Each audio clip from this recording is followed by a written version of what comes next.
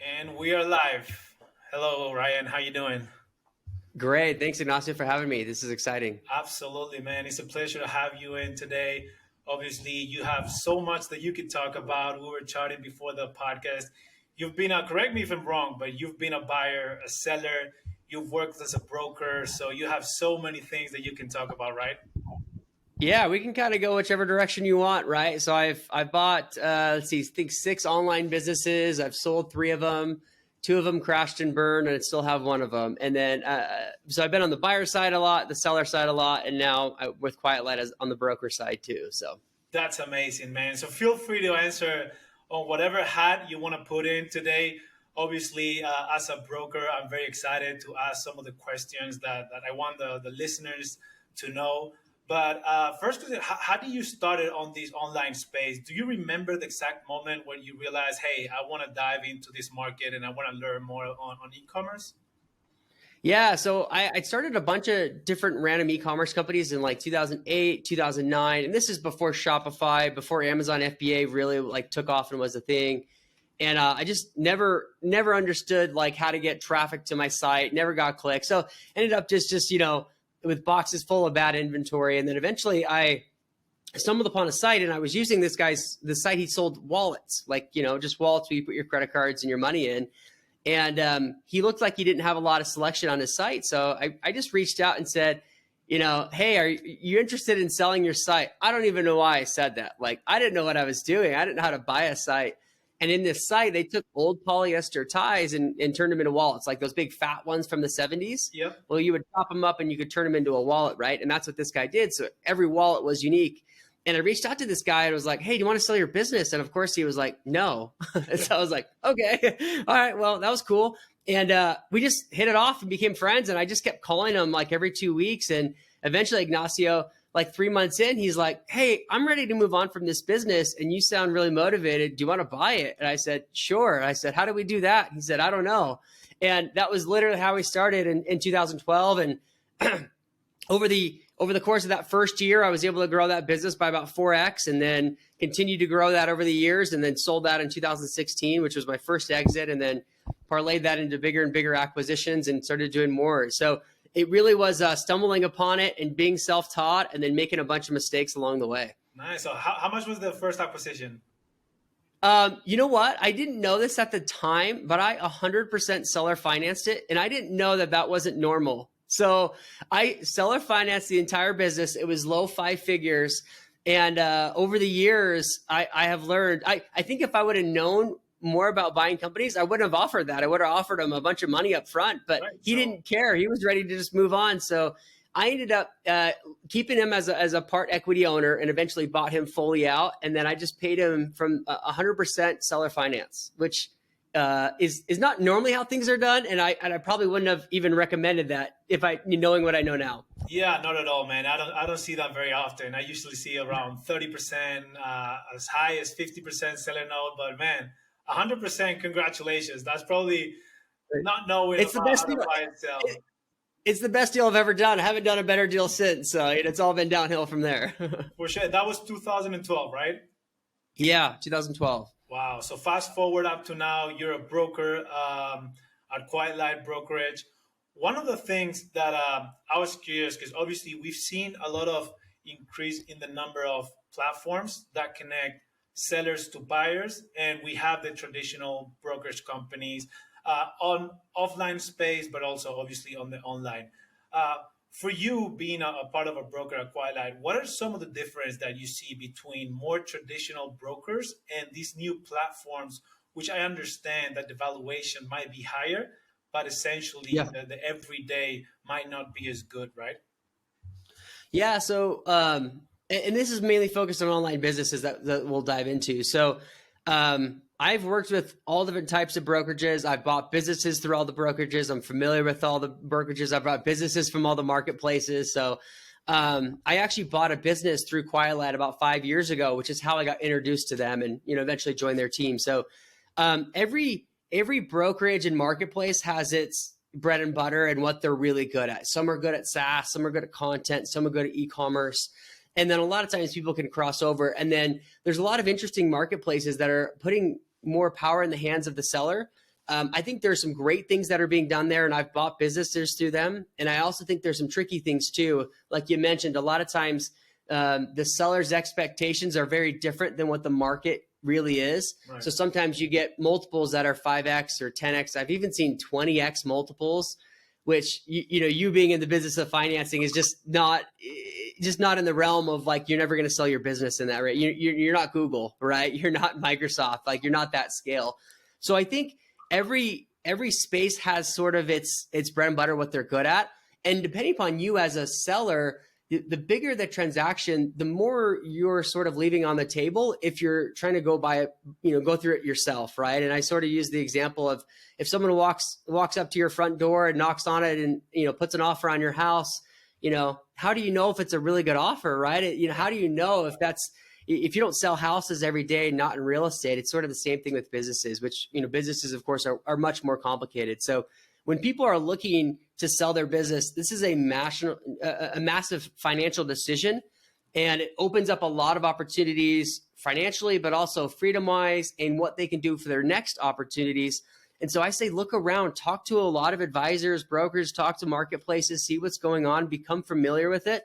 There's no scenario where it would make sense to not be educated when you go into one of the biggest financial decisions of your life. And you've worked so hard on building your business. Don't try to cut corners, right? Like go out there, educate yourself, put the time and effort in. And selling your business is almost like running an entirely separate business at the same time. So there's a lot of mental headspace that needs to go into it. Mm-hmm. So if you can educate yourself, see who you jive with, see which platform is going to make the most sense for you or which advisor is going to make the most sense for you, you're definitely increase your odds of one, having a successful exit, because it's already hard enough to sell your business. And then two, have an exit that's, life-changing and taking you to the next level. Absolutely. And it sounds like you're mentioning on the seller side, right? One of the things that I noticed on the buyer side is that sometimes there's a discrepancy between the information that the buyer will like to have and the information that the seller knows that he needs to provide to the buyer, right? So one of the problems that from Boopos that we encounter with some of these platforms is that sellers don't upload all the information that a buyer is going to need in order to make the right decision, right? Whereas when we talk to other brokers such as yourself, you usually do a great job in terms of working with the seller to make sure they'll have all the information that is needed for the right buyer. That's a really good point too. I hadn't thought about that from a buyer perspective. And I've bought businesses like that first one I bought was, it was off market, right?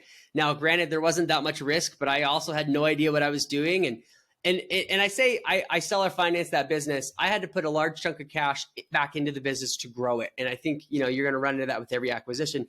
But that's actually a really good point is when you think of a data room or just the information you need to evaluate a business, a lot of times if it's the seller's first transaction or your first transaction as a buyer, you don't know which questions to ask. And you go to a lender, whether it's a bank, a traditional bank, or whether Boopos or any other investor, they're going to ask you a lot of questions and you're not going to have all the data, right? And that's a really tricky piece because if you don't have all the data, you're not asking the right questions and you can get yourself into trouble pretty quickly. Right. You mentioned the house example. Just if you want to buy a 5-bedroom apartment, then you go into the house and they only show you 2, right? You leave the house thinking, is there something wrong with the other rooms that why didn't they show me? And sometimes the problem is that buyers don't even know what the right questions they got to ask because they might have experience managing the business, but not so in due diligence or finding out if the business is a good business to buy or not, right? So, yeah, I think along those same lines too, Ignacio, one common thing is a seller, they know so much about their business, so much more than the buyer. And so there's always this knowledge gap, and the seller a lot of times just assumes the buyer is coming in at the same level of expertise in the industry and expertise in the niche. And in reality, that seller's got to bring the buyer way up, right? And especially on the comfort level for that buyer to make that transaction happen. And if the buyer doesn't feel comfortable, a lot of times those deals are going to fall apart because when people are confused, they run away. And if a buyer is confused, they're not going to complete the deal. They're going to walk, in the 11th hour, they're going to walk, and that deal's not going to happen. Absolutely. Yeah. You mentioned the buyers. One of the things that I found very interesting on Boopos, because obviously we've talked to a high number of buyers. I remember we had like 10 calls every day with different buyers, right? And sometimes that I see fascinates me is that buyers forget the human component of the whole process, right? Some of the examples that I shared with you before is like I have buyers not showing up on the calls on time, not putting the camera or doing the calls on the phone. Whenever I ask them for information, they don't send all the information, just a piece of it. I wanted to ask you, as a broker, do you sometimes see these bad practices on buyers as well? And if you do, could you recommend some of the good practices that a buyer can have in order for you to view them as a good buyer? Because obviously, when I get a good buyer on my eyes, I'm going to work faster on answering emails. If I can push our financing to more towards their side, I'm going to push for it. Whereas if I see they're not as good as buyers, I'm not going to do those things, right? So I was curious to know your experience from the broker's perspective. Yeah, I think along those lines, everybody who is in the deal space, buying, selling businesses, you can spin your wheels and waste a lot of time. And time is money, and time is what kills all things. It kills deals, it kills everything, right? And so what you're trying to do as a buyer, as a seller, as a broker, as a financier is trying to figure out who is going to do the deal, which are the good deals, and where can I allocate my precious resource in terms of time. And I like this question, Ignacio, because you're right. Buyers, the way to stick out, let me give you some examples of like the way to stick out as a buyer. And one is you got to read through all the information in the videos or the P&L that has been provided to you. Because if you get on a call and start asking basic questions that have already been answered, that's the quickest way a buyer or a seller is going to get frustrated, right? Because you didn't show up. Just as much as you're interviewing the seller's interviewing you to be the CEO of their business. And many times there's a lot of emotional history and different, I don't know, not traumas, but just things that have happened in that business and in the person's life that make it interconnected. I can look at every one of my businesses that I've ever had throughout the last 12 years, and I can tell at a different stage of life, and it's oh, this is when I had this business when I had my first kid, right? These are all correlated. And so when someone comes on, and if they're not giving me the respect or giving my business the respect that I feel like it needs, all of a sudden I'm less likely, I'm more closed up. I don't really want to do a deal with them. So Right. the things you could do to stick out is read through all the information, come buttoned up with really good questions, right? Questions that are one showing at least you've done your research, and they could be simple questions that someone who's deep in the space might ask, but that's okay. At least you're coming to the table doing all the research that you can in advance. Right. Come on time. Don't take the buyer seller calls in your car. All these pieces. If it's a video call, turn your video on, because the face-to-face is actually what's going to allow people to build the trust. And this digital age, I've got buyers in Europe buying businesses from people in Asia and, all these different time zones.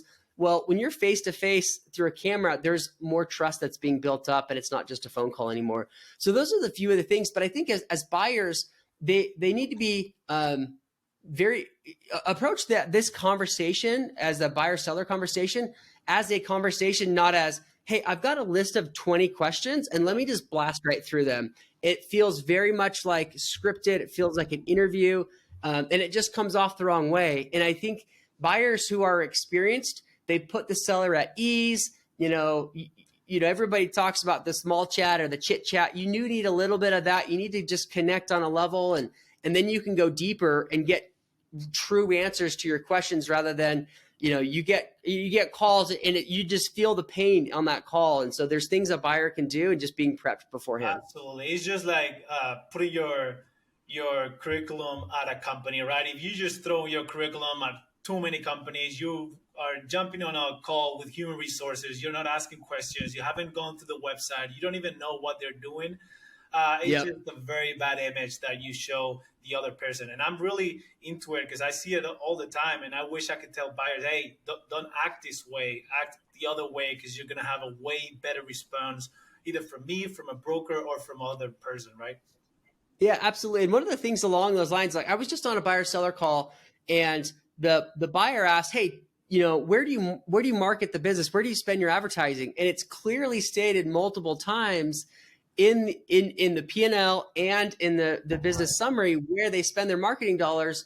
So if they had just done a little bit of research, the question should have been, hey, why do you advertise on Facebook, Instagram, and TikTok? And what is working there, rather than where do you advertise? What are your margins? Because in 2 minutes, you can learn all that information, and you can learn what their margins are, or how much of revenue they're spending on advertising. And then you're flipping the question to actually get way more value out of it. Not just where are you advertising, but hey, why are you picking those channels? And do you find, which one of those 3 channels works better? And so you could tell instantly when those questions were asked, the seller was like, hey, I just put a bunch of time into this. I just wrote this 20-page document and you didn't read it, And so that's just a couple things from buyers that they can do. And when people do that, and they, like, say a seller comes off a call with someone who didn't read the summary, and then they jump on a call with someone who did, it is like, sparks fly. You can tell who's done their homework and who doesn't.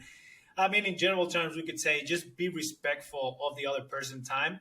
Even if you're talking to a broker, even if you're talking to a seller or a lender, make sure that they see you as a person that's respecting their time, right?